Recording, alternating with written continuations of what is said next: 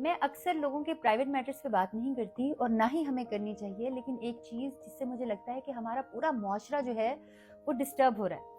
آپ جب بھی فون اٹھائیں تو آپ کے سامنے عجیب و غریب قسم کی ویڈیوز آتی ہیں ڈاکٹر نبیہہ اور حارث کھوکھر کے بارے میں۔ سب سے پہلی بات تو یہ ہے کہ شادی نام ہے ٹرسٹ کا اور رسپیکٹ کا۔ آپ کے پرائیویٹ میٹرز کو پرائیویٹ ہی رہنا اور اگر بات اختلافات تک آ ہی جاتی ہے تو قرآن میں اس کا بھی حل ہے۔ ایک نے خلا کا نوٹس بھیجا، ایک نے طلاق کا نوٹس بھیجا اور فوراً طلاق ہوگی۔ حالانکہ اللہ تعالیٰ قرآن پاک کی سورہ النساء کی آیت نمبر 35 میں فرماتا ہے، اور اگر تمہیں میاں بیوی کے درمیان اختلاف کا اندیشہ ہو تو ایک منصف مرد کے خاندان سے اور ایک منصف عورت کے خاندان سے مقرر کرو۔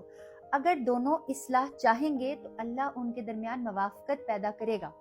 یہاں پر جذباتی ہو کے ایک پوسٹ لگا دیتے ہیں، جذباتی ہو کے دوسری پوسٹ لگاتے ہیں۔ There is no competition۔ جیسے اللہ تعالیٰ سورہ البقرہ میں فرماتا ہے کہ وہ تمہارا لباس ہے اور تم ان کا لباس ہو۔ اس کا مطلب یہ ہے کہ جیسے لباس سے انسان کی حفاظت ہوتی ہے، عزت ہوتا ہے، پردہ ہوتا ہے، اسی طرح آپ دونوں میاں بیوی نے ایک دوسرے کا پردہ رکھنا ہے۔ اور اللہ تعالیٰ سورہ نساء کی آیت نمبر 19 میں فرماتا ہے کہ تم اپنی بیویوں کے ساتھ احسن طریقے سے زندگی گزارو، چاہے وہ تمہیں پسند نہ بھی ہو سکتا ہے کہ کسی چیز کو نا پسند کرو لیکن اللہ نے اسی میں تمہارے لیے بھلائی رکھتی ہو۔ اور جو خواتین یہ کہتی ہیں کہ دین میں نعوذ باللہ شوہروں کے حقوق زیادہ ہیں، بیویوں کے کم ہیں، دیٹ از ٹوٹلی رانگ۔ اللہ تعالیٰ فرماتا ہے سورہ بقرہ کی آیت نمبر 228 میں، اور عورتوں کے لیے بھی ویسے ہی حقوق ہیں جیسے ان پہ ذمہ داریاں ہیں، البتہ مردوں پر ایک درجہ ذمہ داری کا ہے اور اللہ غالب اور حکمت والا ہے۔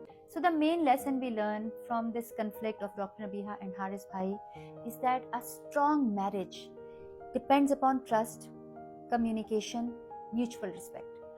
While if you cannot avoid the divorce, اگر آپ کو الگ ہی ہونا ہے تو please handle it with maturity, with respect, with fairness and privacy rather than public conflict.